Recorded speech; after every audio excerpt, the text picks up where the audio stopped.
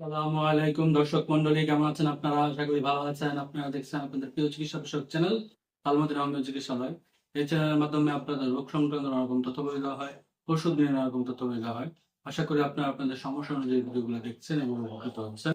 বন্ধুগণ, বরাবরের মধ্যে চলে এসেছি আপনাদের মধ্যে নতুন একটি রোগ নিয়ে, নতুন একটি বিষয় নিয়ে। তো আজকে আমি যে বিষয়টি নিয়ে আলোচনা করব, এই বিষয়টি হচ্ছে ঘাড়ের ব্যথা। ঘাড়ের ব্যথা, যাকে ডাক্তারি ভাষায় বা ইংরেজিতে বলা হয় নিক পেইন। নিক পেইন বা ঘাড়ের ব্যথা নিয়ে আজকে আমি আলোচনা করব। তো যাদের এই সমস্যা রয়েছে তারা পুরো ভিডিওটি দেখবেন আর আপনাদের বন্ধু বান্ধবের সাথে বিষয়টি শেয়ার করে দিবেন, যাতে তারা এই সম্পর্কে ধারণা লাভ করতে পারে। তো বন্ধুগণ, ঘাড়ের ব্যথা কেন হয়, কি কি কারণে হয়, কি কি লক্ষণ থাকবে, সে সম্পর্কে এখন আমি আপনাদেরকে ধারণা দেব।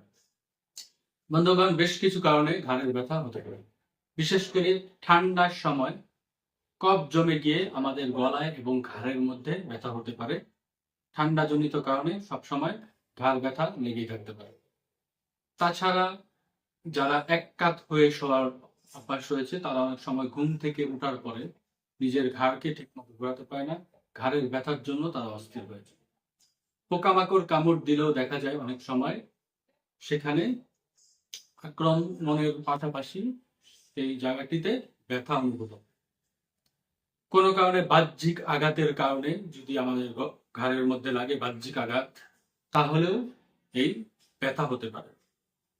কোনো কারণে ঘাড়ের হাড় যদি ক্ষয়প্রাপ্ত হয়, ক্ষয় হয়ে যায়, ঘাড়ের হাড় যদি ক্ষয়প্রাপ্ত হয়, তাহলেও এই ঘাড়ের ব্যথা হতে পারে।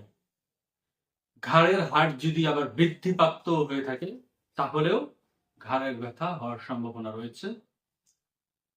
ঘাড়ের ব্যথা হওয়ার আরেকটি কারণ হচ্ছে ঘাড়ের রক্ত চলাচল ঠিকমতো না হওয়া। ঘাড়ের মধ্যে ঠিকমতো অনেক সময় রক্ত চলাচল করতে পারে না, রক্ত চলাচলে ব্যাঘাত ঘটে, যে কারণে দেখা যায় ঘাড়ের এই সমস্যাটি দেখা যায়। অনেক সময় ভারী বস্তু বহন করলেও ঘাড়ের ব্যথার সমস্যা হতে পারে। ইত্যাদি নানা কারণে আমাদের ঘাড়ের ব্যথা হওয়ার সম্ভাবনা রয়েছে। এই ঘাড়ের ব্যথা যদি আপনাদের হয়ে থাকে, ঘাবড়ানোর কিছু নেই। নিকটস্থ হোমিও চিকিৎসা যদি আপনারা নেন লক্ষণ অনুযায়ী, ইনশাল্লাহ দ্রুত এই সমস্যা থেকে আপনারা বেঁচে থাকতে পারবেন।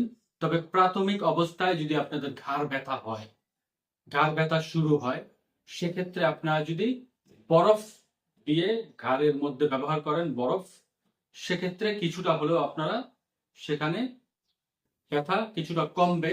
কিন্তু পুরোপুরি যদি আপনারা ঘাড় ব্যথা থেকে বেঁচে থাকতে চান, সেক্ষেত্রে অবশ্যই হোমিও চিকিৎসার কোনো বিকল্প নেই। হোমিও চিকিৎসা নেওয়ার মাধ্যমে আপনারা এই ঘাড় ব্যথা থেকে পুরোপুরি বেঁচে থাকতে পারবেন। নিচে আমার নাম্বার দেওয়া থাকবে, এখানে আপনারা যোগাযোগ করে ঘাড়ের সমস্যা অনুযায়ী আমাদের বেশ ভালো ওষুধ রয়েছে, সেগুলো আপনারা বাংলাদেশের সকল জায়গা থেকে নিতে পারেন। পার্সেলের মাধ্যমে সারা বাংলাদেশে আমরা ওষুধ সরবরাহ করে থাকি। হোম ডেলিও বাড়িও করা হয়ে থাকে।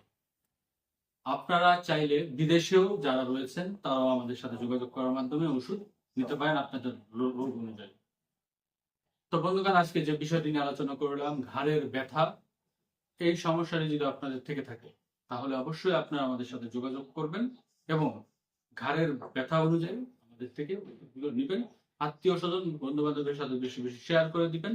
কমেন্ট করবেন আপনাদের কি কি সমস্যা রয়েছে, সেই অনুযায়ী ভিডিও করার চেষ্টা করব। লাইক দিবেন, বন্ধুদের সাথে শেয়ার করবেন, সাবস্ক্রাইব করবেন, নোটিফিকেশন বেল আইকনটি প্রেস করে দিবেন। আমাদের ফেসবুক পেজ রয়েছে, সেটিও আপনারা লাইক করবেন এবং শেয়ার করে দিবেন, যাতে ফেসবুক পেজটিও আরো বড় হয়।